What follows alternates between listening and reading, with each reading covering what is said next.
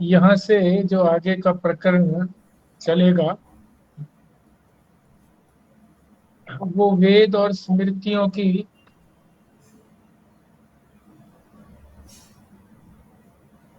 का जो तात्पर्य है, जो वेदों में सिद्धांत कहे गए हैं, सूत्र कहे गए हैं, उनको किस प्रकार से अपने जीवन में उतारा जाए, ये स्मृतियों के अंदर बताया गया है। और वही अंश जो है भगवान ने यहाँ पर प्रकट किया है।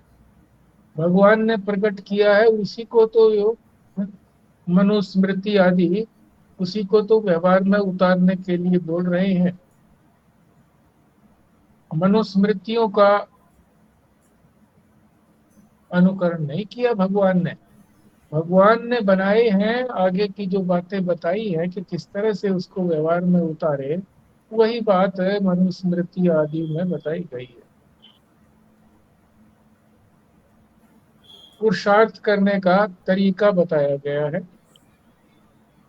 कि अपना जो हमें पुरुषार्थ मिला हुआ है, जो यंत्र मिले हुए हैं, जो सामर्थ्य दी हुई है, शक्ति दी हुई यंत्रों में, और जो हमें समय दिया गया है, उसका अधिक से अधिक सदुपयोग हम किस प्रकार से करें, वो आगे के श्लोकों में भगवान बता रहे हैं। इसलिए ये हमारे काम की वस्तु है, बहुत ही काम की वस्तु है। इसको हम ठीक प्रकार से समझ लें। तो कल भी बताया था, ये जो चार वर्ण है, ब्राह्मण, क्षत्रिय, वैश्य और शूद्र, इनको तो जो वेदों को मानते हैं वैदिक लोग,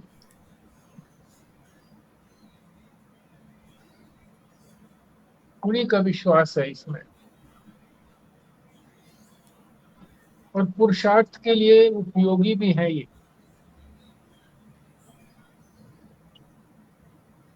और इस कल्पना को भी भगवान ने तोड़ दिया है कि कुछ लोग ये कहते हैं कि ये चारों जातियां जो हैं, तो विभाजन किया गया है, ये मनु महाराज ने किया है विभाजन, या समाज ने अपनी सुविधा के लिए किया है। ऐसा नहीं है, भगवान ने किया है।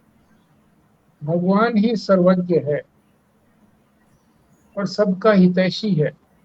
तो सबके हित का ही ध्यान रख करके भगवान ने ये चार बातें, चार जातियां, वर्ण बनाए, बांटा है चार वर्णों में। जिनमें से तीन जो वर्ण है, तीन जातियां, ब्राह्मण, क्षत्रिय और वैश्य, इनको यज्ञोपवीत धारण करने का अधिकार है। और यज्ञोपवीत धारण करने के बाद इनका दूसरा जन्म कहा जाता है। यही वेद के अध्ययन के अधिकारी है। शूद्र जो हैं वो यज्ञोपवीत धारण नहीं करते, इसलिए वो वेद के अधिकारी नहीं है। यज्ञोपवीत धारण करने का भी उनका अधिकार नहीं है। एक तो बात ये बताई। दूसरी बात ये है कि उनके लिए कौन कौन से कर्म भगवान ने बताए हैं चारों जातियों के लिए, वो भी भगवान ने ही कर्मों का विभाजन किया है कि ब्राह्मण क्या काम करे, क्षत्रिय क्या काम करे, शूद्र क्या काम करे, वैश्य क्या काम करे। और वो विभाजन किस प्रकार से किया गया है, प्रकृति को जो तीन गुण हैं, सत्व, रज और तम, और जो उनका स्वभाव है, पूर्व जन्मों में जिस प्रकार के उन्होंने कर्म किए हैं, उससे जो उनका, उनके संस्कार बने हैं, कर्मों के संस्कार, तो पूर्व जन्म के संस्कारों से जो उनके अंदर गुण आए हैं, वो गुण, और प्रकृति के तीन गुण, यानी स्वभाव के अनुसार और प्रकृति के तीन गुणों के अनुसार चार भागों में विभाजन किया गया। तो वो कैसे कैसे किया है। ब्राह्मण जो है वो सात्विक गुण वाला है, सत्व गुणी है। क्षत्रिय और वैश्य ये दोनों रजोगुण प्रधान है दोनों के अंदर, क्षत्रिय में भी और वैश्य में भी। मगर क्षत्रिय के अंदर सत्व गुण गौण है, सत्व गुण थोड़ा है, और वैश्य के अंदर सत्व गुण की अपेक्षा रजोगुण तो है ही है, तमोगुण जो है वो थोड़ा है, इसलिए दोनों में अंतर हो गया। और शूद्र जो है उनके अंदर तमोगुण प्रधान है और रजोगुण गौण है, थोड़ा है।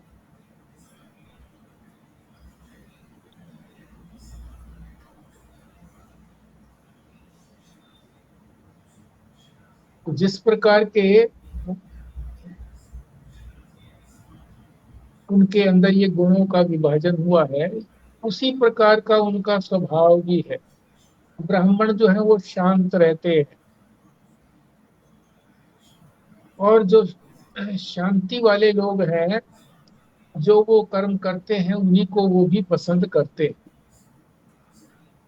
इसी तरह से क्षत्रिय जो है उनका स्वभाव जो है वो ऐश्वर्य वाला है, और ऐश्वर्य देख करके ही जो क्षत्रिय हैं उनमें उनकी श्रद्धा हो जाती है। वैश्य जो है जिनका कामना का स्वभाव है,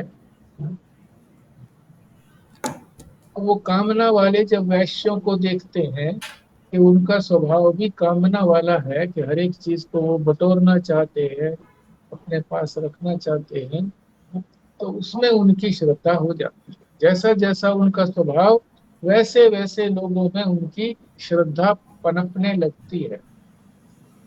और शूद्र जो है वो उनका स्वभाव जो है आलस्य, प्रमाद और निद्रा का है, तो ऐसे लोगों को वो देखते हैं तो उनमें उनकी श्रद्धा होती है। फिर आगे बताया है कि ये जो स्वभाव जो है जो ब्राह्मणों का बना, क्षत्रिय वैश्य शूद्र का बना, ये ऐसा क्यों बना है? तो बताया जन्मांतर के कारण, यानी इस जन्म के पूर्व में जो जन्म थे ये, उसमें जो कुछ उन्होंने कर्म किए थे उसके अनुसार उनके संस्कार बने हैं, और वही संस्कार इस जन्म के अंदर प्रकट हो गए हैं।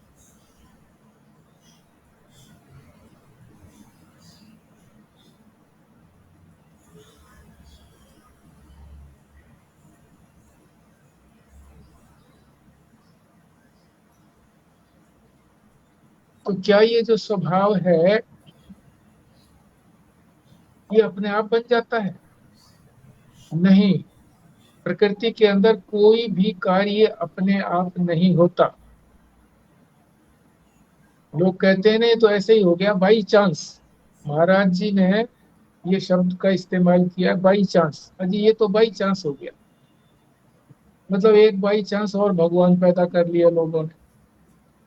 कोई भी कार्य बाई चांस नहीं होता। किसी से हम, जिसको हम कहते हैं बाई चांस मिल गया जी वो हमको, बाई चांस कोई नहीं मिलता, पहले से निश्चित होता है। इसीलिए सनातन धर्म में ये कहा जाता है कि ये जो जोड़े बनते हैं विवाह के लिए, पति पत्नी के, इनका निर्णय जो है पहले ही हो जाता है, स्वर्ग में ही हो जाता है, ऐसा बोलते हैं। तो ये पहले से ही निश्चित है। क्या निश्चित है? कि किसको किसके साथ रहना है, इसका किसके साथ ज्यादा व्यवहार होगा, किसका किसके साथ थोड़ा सा व्यवहार होगा। तो कोई भी चीज अपने आप नहीं बनती है, तो ये स्वभाव भी लोगों के अपने आप नहीं बने हैं। पूर्व जन्मों में किए हुए कर्मों के संस्कारों के अनुसार स्वभाव बने हैं, और उसी स्वभाव के अनुसार लोग जो है वो दूसरों को पसंद भी करते हैं। अब आप ये कहेंगे जी एक का बड़ा शांत स्वभाव है और उसका मेल हो गया बड़े उग्र स्वभाव वाले से, या कहिए जिसकी कामना बहुत है उसके साथ हो गया, तो क्या ये बाई चांस हो गया ऐसा? ऐसा कैसे हो गया? शास्त्र ने तो ऐसा कहा नहीं है। शास्त्र ने तो ये कहा है कि जैसा स्वभाव होता है उसके उसकी श्रद्धा ऐसे ही लोगों के साथ होती है। श्रद्धा तो उसकी होती है लोगों के साथ इस तरह से, परंतु भगवान किस प्रकार से उसका कल्याण करना चाहते हैं ये हम निश्चित नहीं कर सकते। भगवान ही निश्चय करेंगे कि उसका किस तरीके से कल्याण होगा।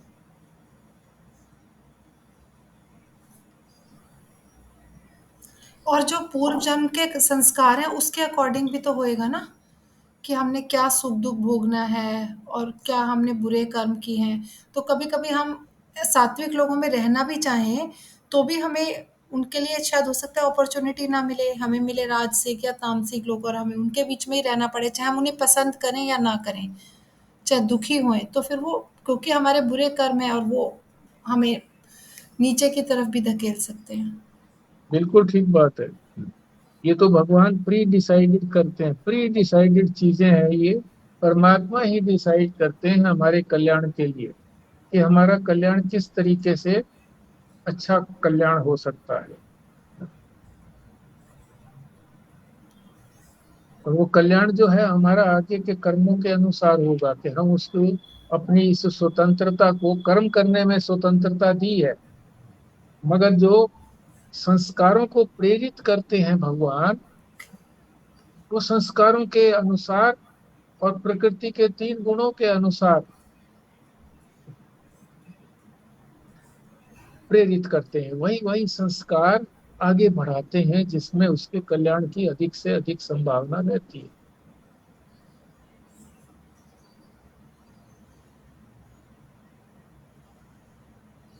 अब ये जो है ना, दूसरे धर्मों के साथ थोड़ा सा तुलना करके अच्छी प्रकार से समझा रहे हैं कि सनातन धर्म में और दूसरे धर्मों में क्या अंतर है।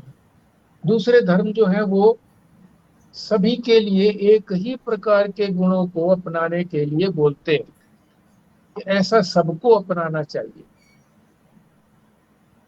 और सनातन धर्म जो है वो प्रत्येक के लिए अलग अलग गुणों का विधान करता है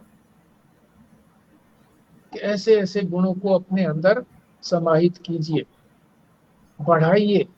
ब्राह्मण को कहेगा कि तुम्हारा स्वभाव शांत स्वभाव है, इस शांत स्वभाव का सदुपयोग करके वेदों का अध्ययन करें, लोगों को अध्ययन कराएं, यज्ञ करें, यज्ञ कराएं, दान दें, दान लें।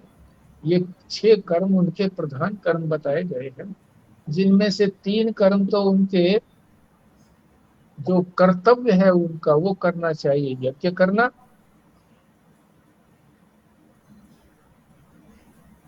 वेद का अध्ययन करना और दान करना। बाकी जो 3 कर्म हैं वो उनकी वृत्ति के लिए बताए गए हैं, उनका जीवन चले उसके लिए जो धन की आवश्यकता है वो उनको छूट दी गई है कि वो इन कर्मों को करें। वेदाध्ययन कराएं,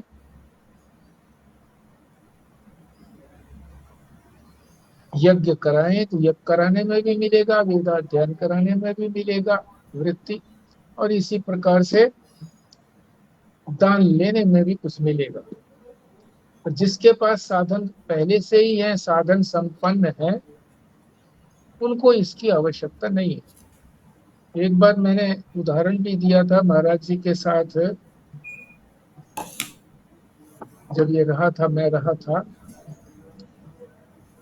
तो उनके परम भक्त जो है मेहता जी, उनका शरीर शांत हो गया। अब उनके बेटे पोते तो हैं, तो हर समय महाराज जी के साथ ही रहते थे। एक कमरा उन्होंने अपना माउंट आबू में बनवा लिया था अपने लिए ही, महाराज जी की आज्ञा से।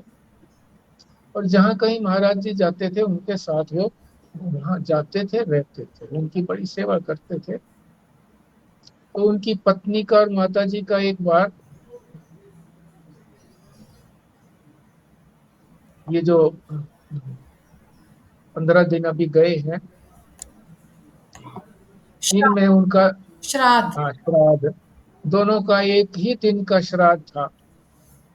तो उस श्राद्ध के उन्होंने बड़ा आयोजन किया था, हर बार करते थे। तो उस बार मैं भी पत्नी सहित वहां पर था। तो महाराज जी के सामने ही बैठ करके सारे प्रोग्राम करते थे लोग, उनकी आज्ञा से ही। उनकी आज्ञा से ही वो कह रहे थे कि इतनी धोतियां चाहिएगी जी, इतने ब्राह्मण हैं जी, ये सामान आएगा, गिन रहे थे। तो मेरे बारे में भी कह दिया जी, एक धोती व्यास जी की। तो मैं भी बैठा था उस समय, मेरे मुंह से निकल गया, मैंने कहा जी मेरे पास तो है धोती। बोले कोई बात नहीं है तो और ले लो। हाँ जी, और आवश्यकता नहीं है, बाकी समय में तो मैं पहनता नहीं हूँ। तो वो चुप हो गए, मैं भी चुप हो गया। मैंने बड़ा महसूस किया बाद में कि देखो महाराज जी के सामने मैंने ऐसे बोल दिया, नहीं बोलना चाहिए था, मेरे मन में बड़ा विक्षेप रहा। ये तो ठीक नहीं किया मैंने। तो दोपहर की बात थी। तो शाम को जो थे वो आरती के बाद महाराज जी हॉल के अंदर बैठते थे। आरती भी वहीं हॉल में ही होती थी, चले जाते थे लोग। तो कुछ लोग बैठ जाते थे वहां पर, तो मैं भी बैठ जाता। तो मैं तो यही चाहता था कि हर समय महाराज जी के पास ही बैठा रहूं। तो मैं भी बैठ गया। तो मेरे को संबोधन करके कहने लगे कि देखो, जिनके अपने साधन है, वृत्ति है, उनको आवश्यकता नहीं है दान लेने की किसी भी प्रकार से। और जिनके साधन नहीं है वो ले। तो वो जो मेरे मन में शंका थी और विक्षेप था मन में, वो दूर हो गया।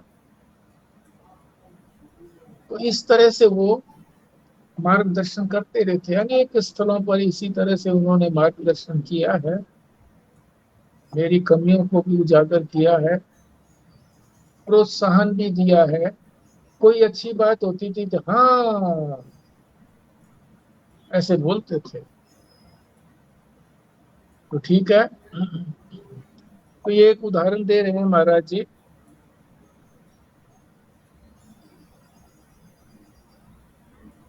सात्विक प्रकृति वाले जो है ना, वो शांति के अनुरूप ही कार्य करेंगे, जिसमें शांति बनी रहे।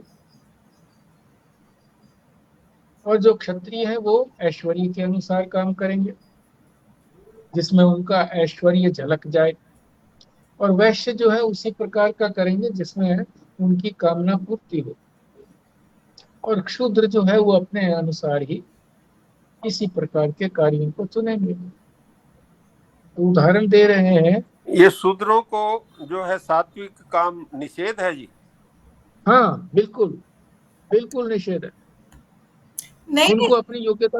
हाँ जी। निषेध थोड़ी है, मतलब उनका उनको उनका स्वभाव ऐसा है कि वो तमोगुणी है या जो भी आलस है, प्रमाद है। उनको मना थोड़ी क्या है कि आप मतलब वो ईश्वर का गुणगान नहीं कर सकते, या वो कर्म कांड मना होगा, पर बाकी चीजें तो वो कर ही सकते हैं ना। वेद वेद के अनुसार जो भी कर्म कांड आती है वो मना है उनका, वो मना है। और कार्य जो सात्विक कार्य है उनके लिए भी कहा कि वो अगर करेंगे तो उनके लिए उचित नहीं है, क्योंकि उनका स्वभाव इसी प्रकार का बना हुआ है। स्वभाव के अनुकूल जो कार्य होता है उसमें तो फल मिलता है। और स्वभाव से विपरीत अगर कार्य करेंगे तो फल नहीं मिलेगा। तो फल नहीं मिलेगा तो उसका लाभ कुछ नहीं हुआ। तो भजन उपासना तो उनके लिए भी अलाउड है। भजन उपासना तो अलाउड है, मगर मंदिर में जा करके भजन उपासना करना नहीं है उनके लिए अलाउड। पर आजकल तो वो लोग सब करते हैं। आजकल तो वो सोचते हैं कि हम दूसरों को कैसे नीचा दिखाएं, कि हम ये भी कर सकते हैं, हम वो भी करते हैं। और पाखंड भी होता है उसमें, कई बार मैंने महसूस किया। मैं गलत भी हो सकती हूँ। नहीं, आजकल की स्थिति तो ठीक बता रहे हो आप, मगर ये आजकल की स्थिति कोई प्रमाण नहीं है। संविधान हमारा कुछ बातें कहता है कि इसके अनुसार सारे देश में संचालन होना चाहिए। तो उस संविधान का पालन नहीं करते हैं लोग। ये तो जैसे संविधान थोड़े। संत हाँ लोग जी। हुए हैं जी, कई रविदास जी, वाल्मीकि जी, हम्म। ये शूद्र ही थे, लेकिन ये इन्होंने बड़े अच्छे वो हाँ, तो इन्होंने अपना कार्य नहीं छोड़ा। जो अपना ये कार्य करते थे ना, कोई मोची का भी कार्य करने वाले संत हुए हैं, दूसरे भी संत हुए हैं, अपना कार्य उन्होंने नहीं छोड़ा है। ज्ञान के अंदर सभी का प्रवेश हो सकता है, मगर जो एक विधि विधान की बात है कि मंदिर के अंदर प्रवेश है, वहां जा करके पूजा पाठ आदि करना है, वो उनके लिए अलाउ नहीं है। हानि हो सकती है, लाभ की तो बात छोड़िए, हानि हो सकती है। जिसका जो अधिकार है, जिसके लिए जो धर्म बताया गया है, उसी धर्म का उसको पालन करना चाहिए। ज्ञान में कोई आपत्ति नहीं है, किसी को ज्ञान कोई भी कर सकता है। भक्ति मीराबाई के जो गुरु जी थे जी, वो भी जूता ही गांठते थे, वो उनको भी ज्ञान हुआ है, और वो भी ये ध्यान वगैरह करते ही थे जी। हाँ हाँ, ज्ञान में ध्यान में कोई पाबंदी नहीं है किसी तरह की, घर में बैठ करके भी कर सकते हैं। पंडितों के लिए भी कहा गया है कि वो मंदिर में जब ऐसा ग्रहण लगा होता है तो मंदिर में जाके पूजा नहीं करते। इसी तरह से जिसको सूतक लग गया या पातक लग गया, सूतक कहते हैं जब बच्चे का जन्म होता है तो 10 दिन तक सूतक रहता है। 11वें दिन जो है ना, उसका जब ब्राह्मण से हवन वादी कराते हैं, अ, भोजन कराते हैं ब्राह्मणों को, तब जाके शुद्ध होता है। तो जिसके यहाँ भी परिवार के अंदर ऐसा जन्म होता है तो उस परिवार के सारे व्यक्तियों के लिए सूतक लग जाता है। ये नहीं है कि जिसके यहाँ उत्पन्न हुआ तो उनके ताऊ चाचा के यहाँ नहीं लगेगा, सबके यहाँ लगे। उसी एक ही परिवार का जो है उस सारे में ही सूतक लग जाता है। इसी तरह से पातक की भी बात है। तो उन दिनों में वो मंदिर में प्रवेश नहीं करते, देखा भी है मैंने, साक्षात देखा है, दिल्ली के अंदर देखा है कि मंदिर में वो लोग नहीं जाते थे। मेहता जी के यहाँ जब भी कोई इस तरह की बात होती थी, तीनों वर्णों के लिए ये कहा गया है कि वो मंदिर में फिर नहीं जाते थे। घर में पूजा पाठ करें, कोई आपत्ति की बात नहीं है। हमारे यहाँ तो घर में भी नहीं करते जी, घर में बना हुआ है मंदिर, उसमें भी नहीं करते। हाँ हाँ, नहीं करते। हाँ, बल्कि मंदिर अब में तो नहीं। मंदिर तो चाहे घर में हो चाहे बाहर बना हुआ हो, हाँ, मंदिर करते में तो नहीं। नहीं करना है। अब वैसे करो, मंदिर से अतिरिक्त। जब बच्चा अभी हुआ था, ये छोटा पोता, तो चाचा जी को बताया, चाचा जी लड्डू गोपाल पड़ोसियों को रख के आए, भाई इनको किया तो करो आप, हमारे यहाँ नहीं होगा अब 10 दिन। बिल्कुल ठीक किया, बिल्कुल ठीक किया।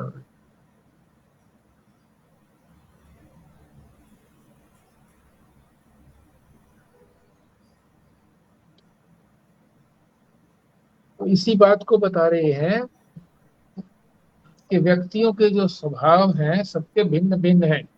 भिन्न भिन्न का मतलब ब्राह्मणों के शांत स्वभाव, अधिकतर की बात हो रही है यहाँ। जो अपवाद हैं उनकी बात नहीं है, अपवाद तो होते ही हैं, सब जगह अपवाद होते हैं। क्षत्रियों का जो स्वभाव है वो ऐश्वर्य का रहता है। वैश्यों का स्वभाव जो है वो कामना प्रधान होता है कि संग्रह किसी तरह से हम करें, धन का संग्रह। और शूद्रों का स्वभाव यही है कि हमको किस तरह से आराम मिलता रहे। सबके लिए कर्म बताए इन चारों जातियों के लिए आगे इसी अध्याय के अंदर आएगा विशेष रूप से कि क्या क्या कर्म उनके लिए विधान किए गए हैं। पहले भी कह चुके हैं, मगर अब जो है इसका उपसंहार कर रहे हैं। सारी गीता शास्त्र का उपसंहार। तो उपसंहार का तात्पर्य यह है कि जो कुछ पीछे कहा गया है उसको संक्षेप के अंदर भगवान जो है ना फिर आगे बता रहे हैं। तो कर्म मार्ग का उल्लेख यहाँ पर हो रहा है। तो उसी का उदाहरण देते हुए बताया कि एक नया नया ईसाई बना था, ईसाई धर्म उसने अपना लिया था। तो बस में यात्रा कर रहा था, भीड़ अधिक थी, धक्का मुक्की हो रही थी। तो उसने, जो कुछ किसी ने धक्का दिया होगा तो उसने उसको कुछ कह दिया। वो आगे वाला जिसको कुछ कह दिया उसने, वो था पंजाबी और वो तकड़ा आदमी था। उसने एक चांटा मार दिया उसके मुंह पर। अब जिसके मुंह पे चांटा लगा था, जो ईसाई बना था, अब उसके मन में आया कि भाई मैंने तो ईसाई धर्म अपनाया है, तो ईसाई जो है उनके लिए तो क्राइस्ट ने कहा है कि अगर तुम्हारे एक गाल पे कोई थप्पड़ मारे तो दूसरा गाल भी उसके सामने कर दो। तो उसने दूसरा गाल भी सामने कर दिया, ले दूसरे गाल पे भी मारते। उसने दूसरे गाल पे भी मार दिया। तो वो ईसाई बना हुआ आदमी वो भी तकड़ा था, उसने उस पंजाबी को चलती बस से बाहर फेंक दिया। फिर किसी व्यक्ति ने कहा कि तुम्हें अगर उसको यही करना था, बाहर ही फेंकना था, तो दूसरा थप्पड़ भी क्यों खाया, दूसरा मुंह भी आगे ना करते। तो वो जो ईसाई बना हुआ व्यक्ति था वो कहने लगा, हमारे शास्त्र में ये तो लिखा नहीं है कि दूसरे गाल पर थप्पड़ मारे हो तो क्या करें। उन्होंने तो एक ही कहा है कि एक गाल पर थप्पड़ मारे तो दूसरे गाल पर कर दो, और दूसरे गाल पे थप्पड़ लग जाए तो क्या करना चाहिए, हमको ये तो बताया नहीं है, इसलिए मैं तो स्वतंत्र हूँ। तो उसका स्वभाव जो था वो शांति का नहीं था, सहन करने का नहीं था। तो वो तो सबको एक ही लाठी से हाँकते हैं, दूसरे धर्म वाले। और जो सनातन धर्म है वो व्यक्ति को उनकी योग्यता के अनुसार, उनके स्वभाव के अनुसार उनके धर्म को बताता है कि उसी धर्म का वो पालन करें। तो उस धर्म का वो पालन करेंगे तो उनको फल, उचित फल मिलेगा। एक बात और भी कह रहे हैं, ये शंका आती है कई बार मन में, कि शास्त्र ने ब्राह्मणों आदि के लिए जो कर्म बताए हैं, ये कैसे कह सकते हैं कि वो ब्राह्मण आदि के जो सत्व गुण, रजोगुण, तमोगुण आदि के जो विभाजन किया है, ये शास्त्र ने विभाजन ठीक किया है क्या। तो इसका समाधान ये है कि शास्त्र ने भी ब्राह्मण के या क्षत्रिय के या वैश्य के या शूद्र के जो गुण हैं उसके अनुरूप विभाजन किया है। शास्त्र ने भी उसी के अनुसार ही विभाजन किया है कि ये कर्म उनको करने चाहिए। क्योंकि हम तो कई बार तो कहते हैं भगवान ने ऐसा कहा है, कई बार हम ये कहते हैं शास्त्र ने ऐसा कहा है। तो भगवान की और शास्त्र की का एक ही वाक्य है, दोनों में कोई भेद नहीं है। जो भगवान ने कहा है वही शास्त्र ने भी कहा है, जो शास्त्र ने कहा है वही भगवान ने भी कहा है।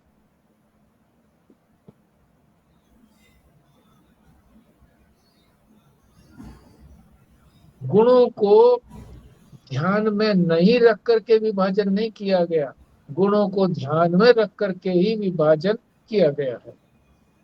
जो शास्त्र ने विभाजन किया है वही भगवान ने भी कह दिया है।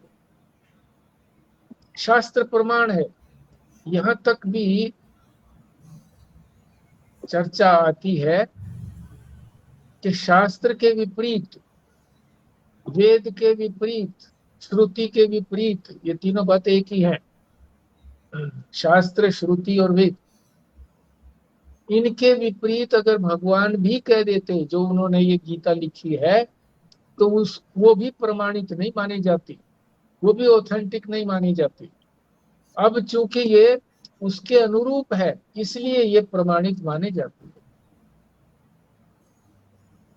तो इतना हमारे यहाँ जो है ना शास्त्र का, किसी व्यक्ति का वो नहीं है, किसी व्यक्ति का नाम लेकर के कोई चीज पुष्ट करना चाहो वो तो अपनी कमजोरी होती है। शास्त्र की बात कह करके अगर प्रमाणित करते हैं तो वो बलवान होती है। शास्त्र जो है वो बलवान है, व्यक्ति बलवान नहीं है।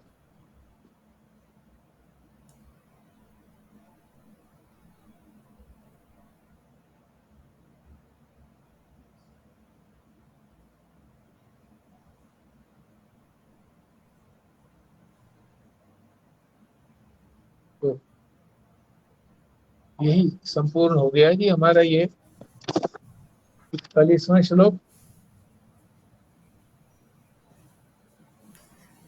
इसमें भगवान ने ये बताया है कि जो भी कुछ अब आगे बताएंगे वो वेद का जो बताया हुआ है उसी को ही सारा अब संक्षेप के अंदर बताएंगे, और उसी को किस तरह से व्यवहार में उतारा जाए ये भी बात आगे बताएंगे।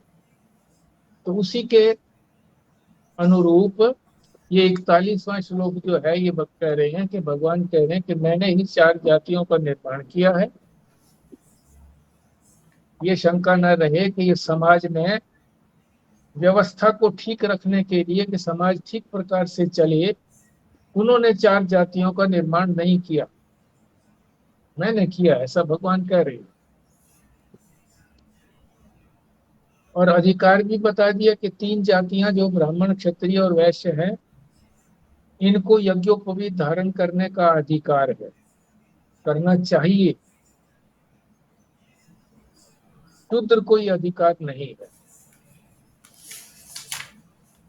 और ब्राह्मण, क्षत्रिय, वैश्य और ये वेद का अध्ययन कर सकते, शूद्र नहीं कर सकता, ये बात भी बताई है। तो ये तो हो गया जातियों का। फिर बताया कि इन जातियों के लिए कर्म भी भगवान ने बताए हैं कि कौन कैसा कर्म करे, जो आगे बताएंगे। मगर उसका जो विभाजन किया गया है वो प्रकृति के, जो भगवान की प्रकृति है उसके 3 गुण हैं, सत्व, रज और तम,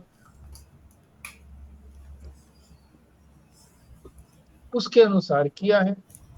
तो बता भी दिया था कि ब्राह्मण जो है वो तो शुद्ध सात्विक गुण वाला है, सत्व गुण है उसके अंदर, प्रकृति का जो सत्व गुण है। बाकी जो 2 गुण हैं उनका विभाजन तीनों के अंदर अलग अलग ढंग से किया गया है। कैसे?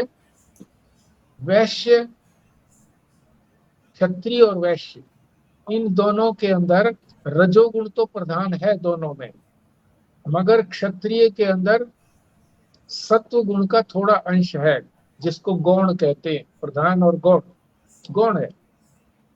और इसी तरह से वैश्य के अंदर रजोगुण तो प्रधान है ही है, तमोगुण थोड़ा है, यानी गौण है। और शूद्र के अंदर तमोगुण प्रधान है और रजोगुण का थोड़ा अंश है। इस तरह से विभाजन किया गया है, और इसी विभाजन के अनुसार उनका स्वभाव भी बना है। ब्राह्मण का स्वभाव शांत है, शांत रहने का है। क्षत्रिय का जो है ऐश्वर्य का है, सबको दबा करके चलता है कि मेरा ऐश्वर्य बना रहे। वैश्य का जो है वो ऐश्वर्य का नहीं है, तो कामनाओं की किस तरह से पूर्ति हो, अधिक से अधिक संग्रह किया जाए, वो ऐसा स्वभाव है उसका, ऐसा बना है। शूद्र का स्वभाव जो है वो मौज से, आलस्य में, प्रमाद में, निद्रा में पड़े रहे कि मुझे कोई काम ना करना पड़े किसी का, किसी तरह का, बस ऐसा स्वभाव बना दिया। फिर ये स्वभाव जो है वो क्या कोई डिक्टेटराना तरीके से बनाया है? नहीं, भगवान कह रहे हैं कि जैसे जैसे कर्म किसी व्यक्ति ने पूर्व जन्म में, एक जन्म या और जन्मों की बात भी हो सकती है, उसके लिए जन्मांतर कहा गया है कि जब इस जन्म के अनंतर जितना भी उसके अंदर जो भी कर्म किए हैं उन कर्मों के हिसाब से उसका स्वभाव बना है। कर्मों के अंदर स्थूल कर्म भी आ गए जो हमारी कर्मेंद्रियों से बनते, और सूक्ष्म कर्म भी आ गए जो हमारे ज्ञानेंद्रियों से जो हम कर्म करते हैं, वो भी कर्म ही तो है। पूजा पाठ आदि, ये मंदिर में जाना, स्वाध्याय करना, ये भी कर्म तो है, पर ये सूक्ष्म कर्म है। इन दोनों को मिला करके जिस प्रकार का उसके संस्कार बने हैं उसके अनुसार उसका स्वभाव बनता है, और वही स्वभाव जो है फिर इस जन्म में प्रकट होता है। पर ऐसा नहीं है कि जो स्वभाव प्रकट हो गया तो उसी के अनुसार ही उसका जीवन चलेगा। यहाँ तक तो परमात्मा का नियंत्रण रहा, और परमात्मा का नियंत्रण भी क्या कहें कि पिछले जन्मांतरों के अंदर उसके अपने ही कर्मों से ये बना हुआ है। तो नियंत्रण नहीं कह सकते कि खुद ही करनी काम किया हुआ है, पर वो कर चुके हैं, अब उनके हाथ से निकल गया है। तो उसका जो भी परिणाम देना था, फल देना था, वो भगवान ने फल दे दिया है।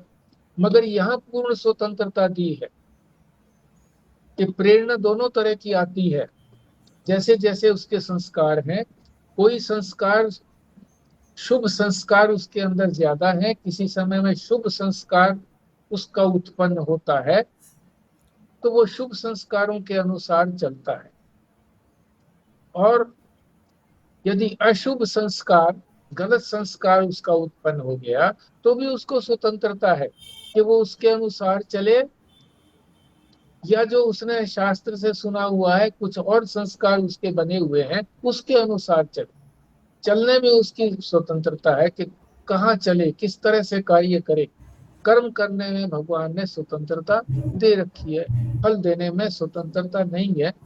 ये भगवान का अपना क्षेत्र है।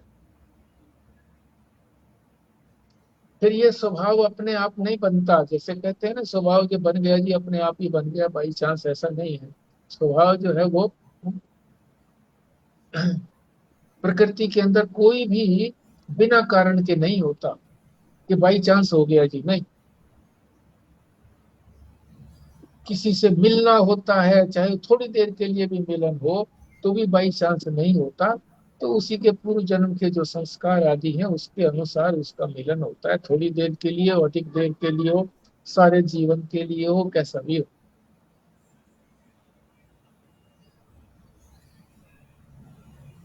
और फिर ये बता भी दिया कि सनातन धर्म और दूसरे धर्मों में क्या अंतर है। सनातन धर्म जो है वो प्रत्येक के गुणों के अनुसार, उसके स्वभाव के अनुसार, उसके धर्म का निर्धारण करता है कि वो किस प्रकार के कार्यों को करे। कर्म या धर्म एक ही बात होती है। धर्म तभी बनेगा जब वो कर्म करेगा। और ये फिर ये उदाहरण देकर के भी बताया कि कोई ईसाई बन गया था इस तरह से, तो स्वभाव के अनुरूप उसने कार्य किया, जबकि उसका जो धर्म कह रहा था, ईसाई धर्म कह रहा था, क्राइस्ट ने जो कहा था वो तो दूसरी बात कही थी, मगर उसका पालन नहीं कर पाया वो, क्योंकि उसका स्वभाव ऐसा था। तो व्यक्ति अपने स्वभाव के अनुसार ही ज्यादा रूप से प्रेरित होता है, मगर फिर भी स्वतंत्रता दी हुई है कि उस स्वभाव से विपरीत भी जा सकता है, अड्डे में भी गिर सकता है, ऊपर भी जा सकता है। ये उसकी स्वतंत्रता है। बाकी किसी को इस तरह की स्वतंत्रता नहीं दे रखी। कर्म की स्वतंत्रता न पशु पक्षी कीट पतंग किसी में भी नहीं है, वो प्रकृति से संचालित रहते हैं। इसी तरह से देवी देवता जो है वो भी कर्म नहीं करते हैं, वो भी अपने भोगों को ही भोगते हैं। मनुष्य जो है वही योनि के अंदर हमें पुरुषार्थ का के लिए दिया है, और भोग के लिए भी दिया है कि हम भोग भी करें। पिछले जन्मों के जो कर्म हैं, उनके जो फलीभूत हो गए हैं, उनको हम भोगे भी, और आगे के लिए अपने कर्मों को सुधारें भी। ठीक है जी, अब आप शेयर कीजिए। मेरा क्वेश्चन है कि हाँ जी। ब्राह्मण का धर्म है शास्त्र अनुसार कि वो दान ले, दान दे, दान करे। तो जैसे ब्राह्मण को आवश्यकता नहीं, जैसे आपने डिक्लाइन कर दिया था लेने से, क्या ये धर्म के विरुद्ध नहीं है? तो धर्म मतलब करते हुए बताया है कि लेना है आपने और दान करना है। 3 तो बताए हैं कर्तव्य: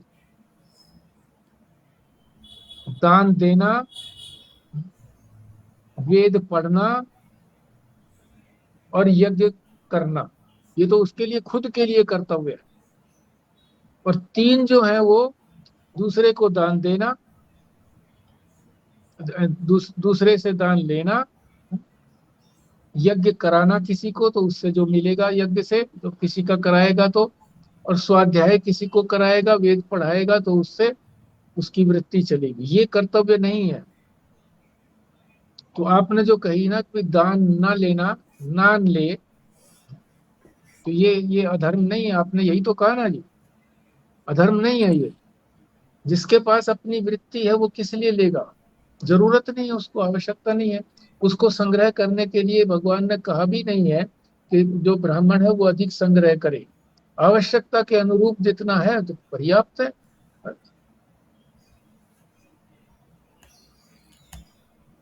ये जो तीन है ना, ये तो इन्होंने बताए हैं कि अपनी जीविका चलाने के लिए यज्ञ हाँ कराना भी, और दान लेना भी, और पढ़ाना भी ये, दूसरों को। हाँ पढ़ाना भी। ये तो जीविका जीविका चलाने के लिए है। तो आपने कहा कि अगर वो चल रही है तो फिर नहीं लेना उसको। हाँ ऐसे में हमारे डिपार्टमेंट में एक है, अनमैरिड है, पर वो शांति कुंज को फॉलो करती है ना, तो वो हवन कराती हैं।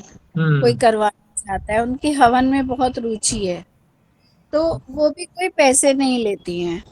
हम्म और ना कोई मतलब किसी चीज की कोई कमी रह जाए, आपको नहीं मिलता, तो उसको भावना से कहती हैं, भावना से ही समर्पित कर दीजिए, नहीं है तो पैनिक होने की जरूरत नहीं है। ठीक बात। बहुत अच्छी बात है।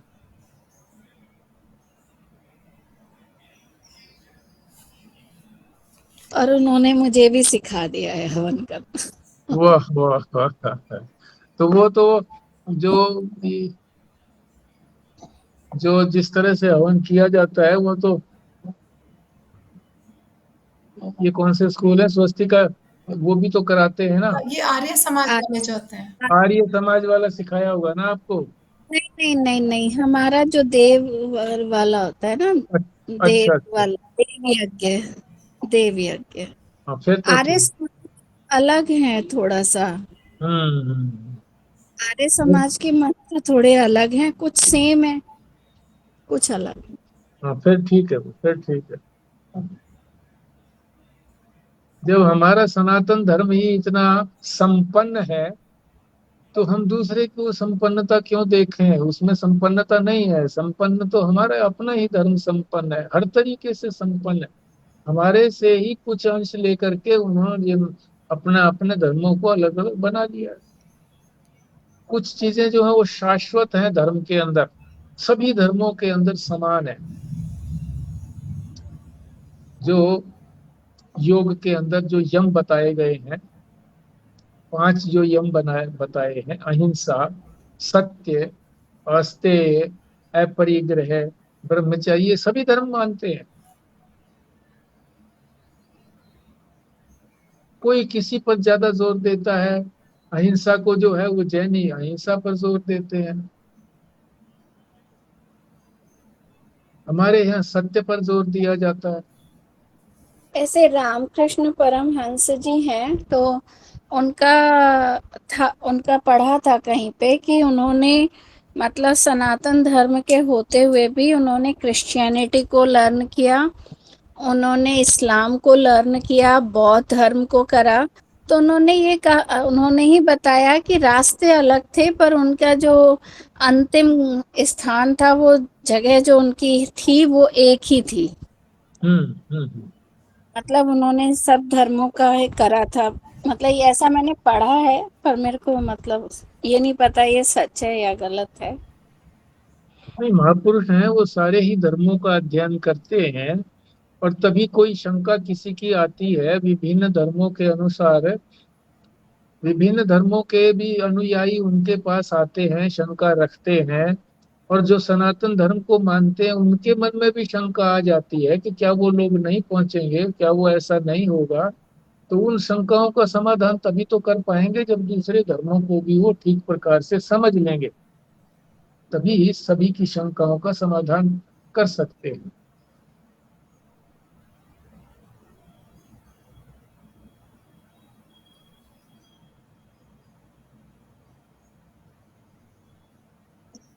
व्यास जी, ये जो अब आजकल देवी पूजा चल रही है जी, हाँ जी। आपने कहा था कि भाई देवी देवता को देवी देवता समझ कर पूजा करने से तो उस देवता की ही पूजा होती है, लेकिन उस है जो परमात्मा है उसके अगर हम उसमें तो परमात्मा को पूजा करें, उसके अंदर बैठा हुआ समझ के, तो जो है फिर भगवान की पूजा होती है। इसको जरा बताएंगे? हाँ जी, बोलिए, कौन बोलता है?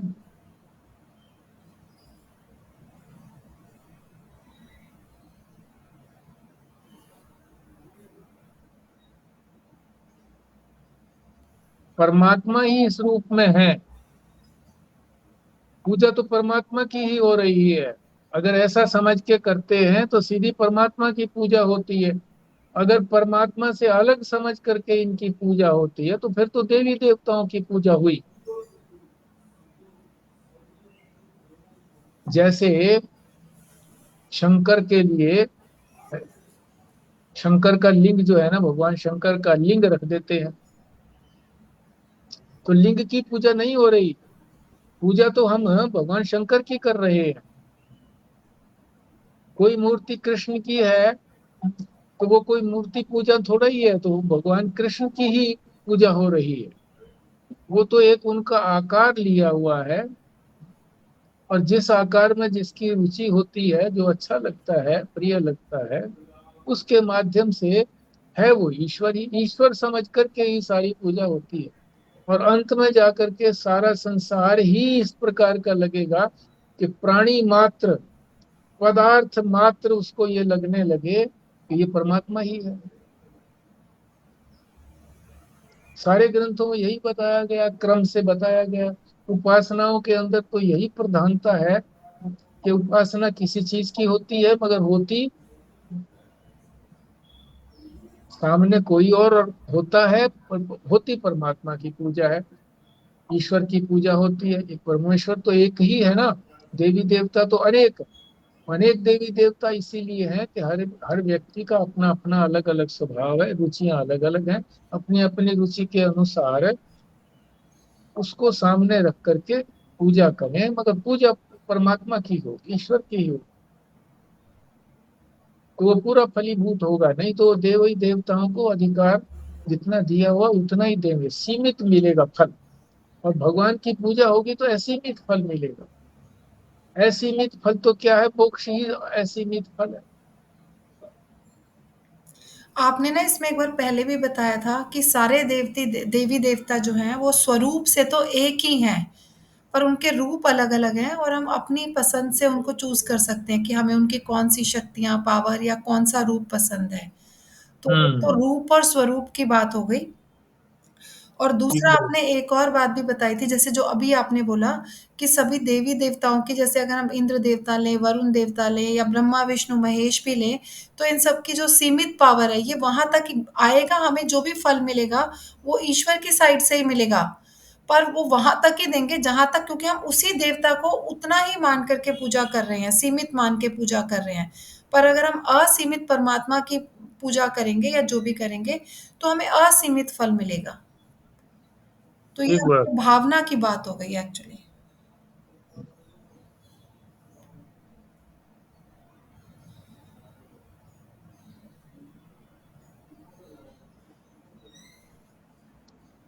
उपासना में हमारा अधिकार है, मगर सत्य के अंदर, ज्ञान के अंदर हमारा अधिकार नहीं है। जो वस्तु जैसी है वैसा ही हमको ज्ञान करना पड़ेगा। और उपासना के अंदर जो वस्तु सामने जैसी है वैसा नहीं, वो हमारी मर्जी है कि पत्थर की बटिया को हम शिव शंकर माने हैं, या दूसरा कोई माने। वो सारी है तो पत्थर की बनी हुई है ना, जो भी आकार बना रखे हैं पत्थर के हैं, जो भी कुछ है।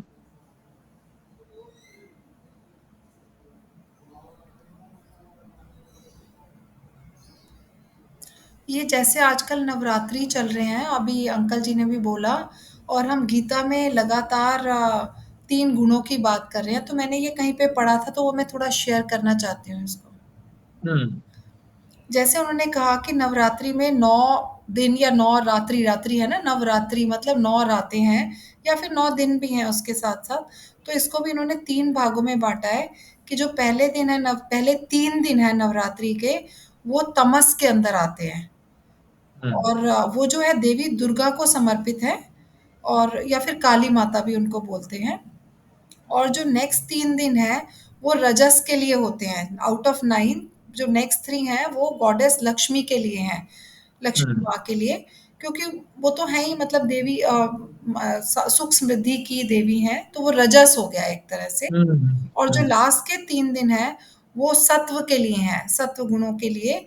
तो वो जो है देवी सरस्वती को, जिनको कि knowledge, goddess of knowledge and enlightenment माना जाता है, तो वो उनको समर्पित है। तो इस तरह से दुर्गा के, मेरे को ये बातें नहीं पता थी कि 3 तरह से ऐसे डिवाइड किया है कि इसको तमस, रज और सत्व में।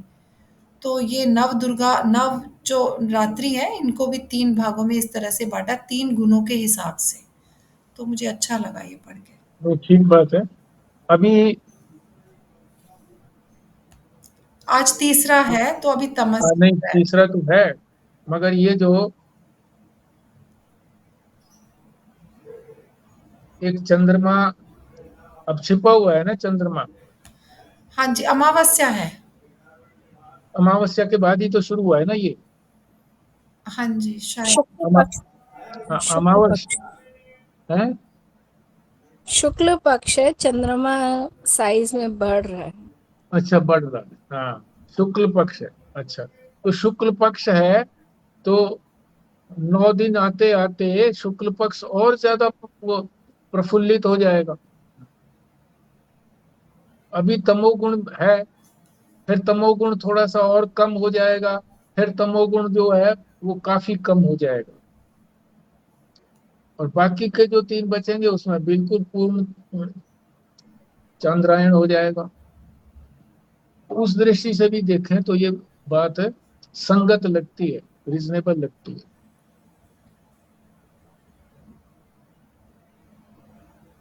पर ये आज पहली बार ही पता चला हमें भी।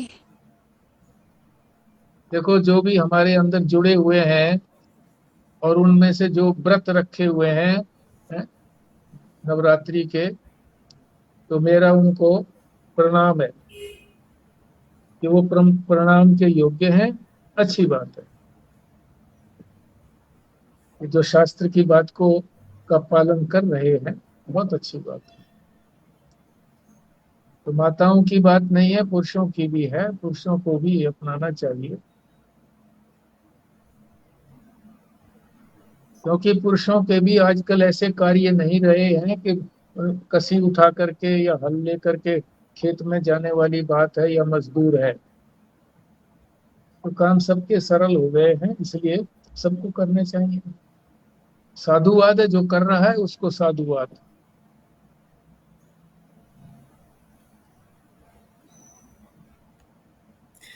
देखो, कर तो रहे हैं, पर आजकल ना इस तरह के बहुत सारे लालच भी हैं बाहर के, क्योंकि जब लोग बताते हैं कि जो व्रत की थाली है वो हल्दीराम की बड़ी बेस्ट है, और वो फिर ऐसे लगता है कि व्रत तो कर ही लेना चाहिए, एक दिन हल्दीराम भी जाके खा ही लेना चाहिए व्रत का खाना। तो इस तरह के भी बड़े सारे लालच आजकल हैं।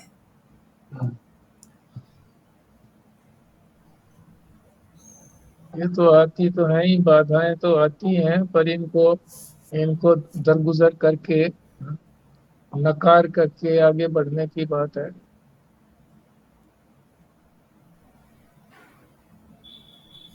व्यास जी ज्यादा देखा है, हाँ जी, हाँ जी, देखा है कि देखा है ज्यादातर। आवाज आ रही है जी? भी आवाज आ रही है? हाँ जी, देखा है कि ज्यादातर देवी माता से लोग दुनियावी ख्वाहिशें, बेटा, धन, मकान, शादी, ये ज्यादा है मांगते हैं, और ये भगवान को या प्रभु को या आत्म साक्षात्कार को ऐसा नहीं। जबकि स्वामी रामाकृष्ण परमहंस जी महाराज जी ने तो साक्षात्कार ही काली माता से ही किया था, ठीक बात, बिल्कुल ठीक बात है। जो खुद शास्त्र ही इसी बात को कहता है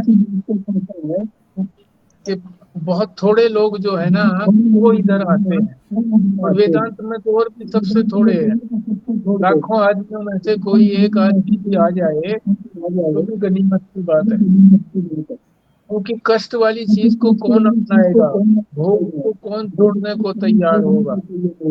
ये तो उनके लिए है जो निवृत्ति मार्ग को प्रेरित करता है कि हमको निवृत्त होना है, धीरे धीरे हमको निवृत्त होना है, उन्हीं के लिए है। तो निवृत्ति कोई भी नहीं चाहता, प्रवृत्ति में ही लगे रहना चाहते हैं, उसी में ही अपना उत्थान समझते हैं।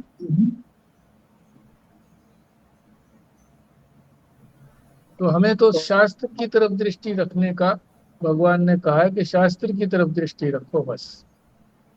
वो क्या कहता है, दूसरे लोग क्या कहते हैं, उनकी परवाह नहीं करनी चाहिए, शास्त्र ही प्रमाण है। ठीक है जी।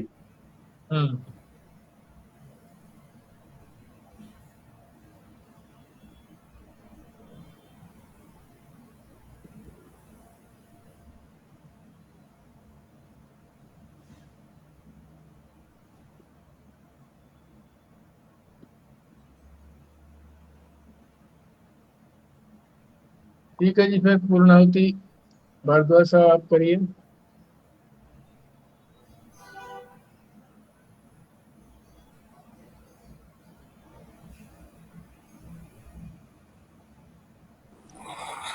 ओम पूर्णमदः पूर्णमिदं पूर्णात् पूर्णमुदच्यते पूर्णस्य पूर्णमादाय पूर्णमेवावशिष्यते। ओम शांति शांति शांति। नारायण नारायण नारायण नारायण। सस्त